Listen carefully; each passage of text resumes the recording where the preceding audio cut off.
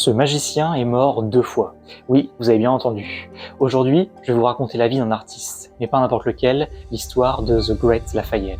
Sigmund Neuberger est né en 1871 à Munich. Il quitte l'Allemagne à l'âge de 13 ans, direction les États-Unis. Dès ses 19 ans, il monte sur la scène, et c'est à ce moment-là que la magie entre dans sa vie. Il prend le nom de The Great Lafayette et devient très vite une star mondiale. Spectacles grandioses, décors incroyables, animaux exotiques et des revenus dignes des plus grandes vedettes d'aujourd'hui. Lafayette avait un compagnon, un petit chien, offert par le célèbre Harry Houdini lui-même. Il l'adorait. L'histoire raconte même qu'il réservait des chambres d'hôtel juste pour son chien, et il lui offrit un collier de diamants. Mais c'est cet amour pour les animaux qui allait lui coûter la vie. Un soir de 1911, alors qu'il était en plein spectacle à Édimbourg, un incendie éclate sur scène. Lafayette parvint à s'échapper, mais certains de ses animaux sont pris au piège des flammes. Lafayette prend alors son courage à deux mains et retourne dans le brasier pour sauver son cheval. Malheureusement, il ne reviendra jamais, et on retrouvera le corps de l'artiste calciné dans les ruines du théâtre. Mais quelques jours plus tard, surprise, on retrouve une nouvelle fois le corps de Lafayette dans les ruines du théâtre. En fait, Lafayette utilisait pour certaines de ses illusions un double, qui lui ressemblait en tout point. Et c'est le corps de cet homme que l'on a retrouvé dans les décombres. Même après sa mort, Lafayette aura réussi à faire parler de lui comme étant le magicien qui est mort 2 fois. Si vous aimez ce genre d'anecdote, abonnez-vous à notre newsletter pour en apprendre plus chaque semaine